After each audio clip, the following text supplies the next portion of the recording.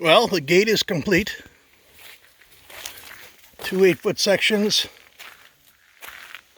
And I came up with this design, which was very elegantly done by West Rock Welding, Pine City.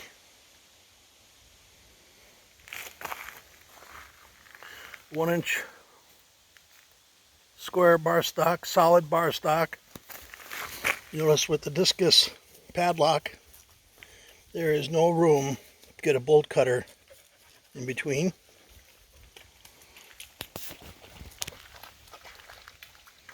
And we have a little holder for the handle.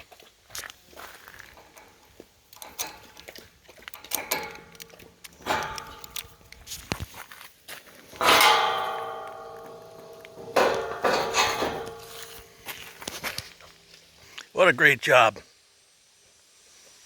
Hugh does some fantastic work.